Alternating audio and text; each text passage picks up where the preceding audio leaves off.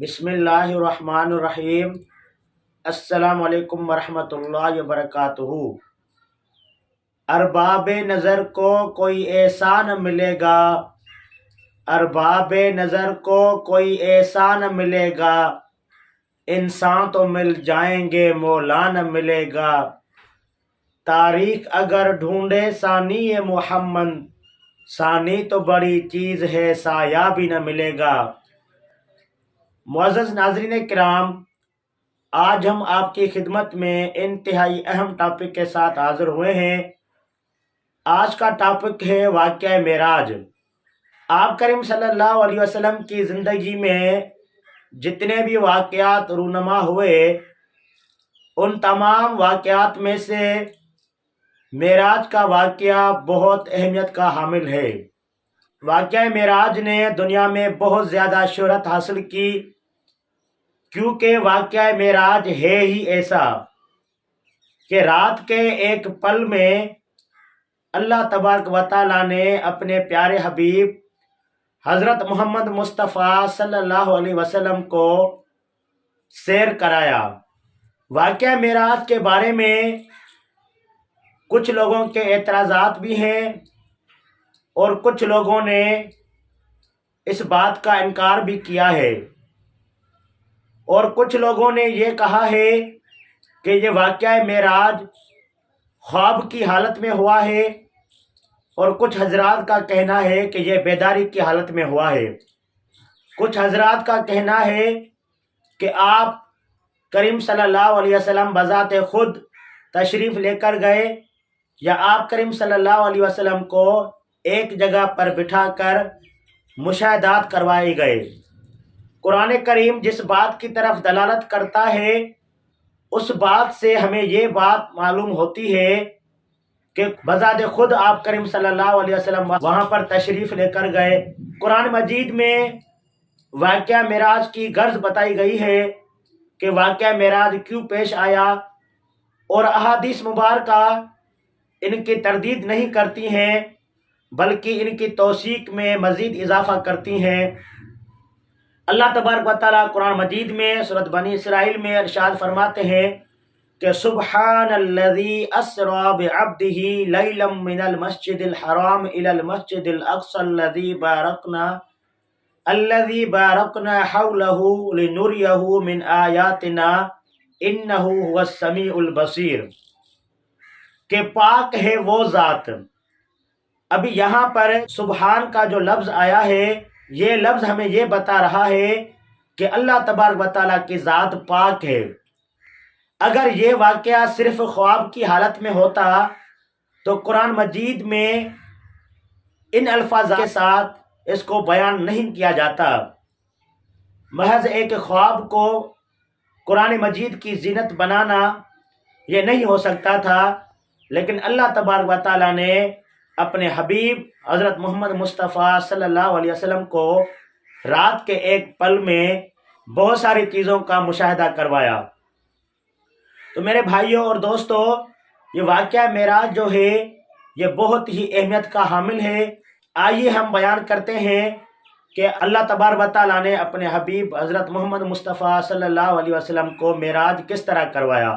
آپ کریم صلی اللہ علیہ وسلم کے چچا اور آپ کریم صلی اللہ علیہ وسلم کی پیاری زوجہ حضرت بی بی خدیجہ الکبریٰ رضی اللہ تعالیٰ عنہا کا انتقال ہو گیا تھا، اور آپ کریم صلی اللہ علیہ وسلم بہت زیادہ غم زدہ ہوئے تھے۔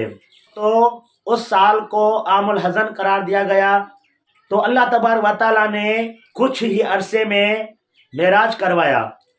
تو اللہ کے رسول صلی اللہ علیہ وسلم کی جب عمر مبارک 52 سال ہوئی تھی، یعنی ہجرت سے 1 سال قبل، آپ کریم صلی اللہ علیہ وسلم فرماتے ہیں کہ میں حرم پاک میں آرام کر رہا تھا کہ اچانک سے میرے پاس جبریل امین علیہ السلام آئے۔ انہوں نے مجھے جگایا، اور جو پیغمبر ہوتے ہیں ان کے دل نہیں سوتے ہیں، صرف ان کا جسم جو ہے آرام کرتا ہے، نیم خفتہ اور نیم بیدار، یعنی آپ کریم صلی اللہ علیہ وسلم اور انبیاء علیہ السلام کا جسم سوتا ہے اور ان کے دل نہیں سوتے ہیں۔ تو جبریل امین علیہ السلام نے آپ صلی اللہ علیہ وسلم کو جگایا، اور آپ کریم صلی اللہ علیہ وسلم کو زمزم کے پاس لے کر گئے، اور آپ کریم صلی اللہ علیہ وسلم کا سینہ مبارک چاک کیا اور اس کو آب زمزم سے دھویا، اور اس کے بعد اس کے اندر علم، بردباری، ایمان اور یقین کے ساتھ اس کو بھر دیا، اور اس کے بعد آپ کریم صلی اللہ علیہ وسلم کے لیے ایک جانور کو سواری کے طور پر لایا گیا جس کا رنگ سفید تھا، اس کا جو قد تھا وہ خچر سے کم اور گدھے سے زیادہ تھا، اس کی جو رفتار تھی جہاں پر اس کی نظر ہوتی تھی وہاں پر اس کا ایک قدم ہوتا تھا، تو اسی لیے اس کو جو ہے براق کہا جاتا ہے، یعنی بجلی کی طرح بہت تیز۔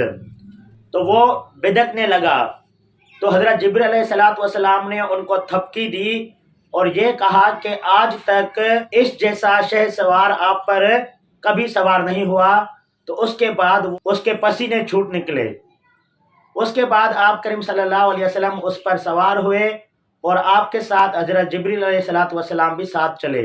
سفر جیسے شروع ہوتا ہے تو آپ کریم صلی اللہ علیہ وسلم کی پہلی منزل مدینہ منورہ تھی۔ جبرائیل امین علیہ السلام نے بتایا کہ آپ یہاں پر ہجرت کر کے آئیں گے، اور دوسری منزل طور سینا تھی جہاں پر حضرت موسیٰ علیہ السلام اللہ تبارک و تعالیٰ سے ہم کلام ہوئے، اور تیسری منزل بیت لحم یعنی جہاں پر حضرت عیسیٰ علیہ السلام پیدا ہوئے، اور چوتھی منزل بیت المقدس تھی جہاں پر آپ کریم صلی اللہ علیہ وسلم کا سفر اختتام ہوا، جہاں پر براق کا سفر ختم ہوا، جس کو قرآن مجید کے اندر بیان کیا گیا ہے۔ قرآن مجید کے اندر مسجد الحرام سے لے کر مسجد الاقصیٰ تک سفر کو بیان کیا گیا ہے، اور مسجد اقصیٰ سے لے کر سدرۃ المنتہا تک احادیث میں ذکر کیا گیا ہے۔ سفر جیسے شروع ہوا تو اس سفر کے دوران آپ کریم صلی اللہ علیہ وسلم کو کسی پکارنے والے نے پکارا، آپ کریم صلی اللہ علیہ وسلم نے ان کی طرف کوئی بھی توجہ نہیں دی، تو جبرائیل امین علیہ السلام نے بتایا کہ یہ یہودیت کی طرف بلا رہا تھا۔ اس کے بعد دوسرے شخص نے آواز دی، آپ کریم صلی اللہ علیہ وسلم ان کی طرف بھی ملتفت نہیں ہوئے۔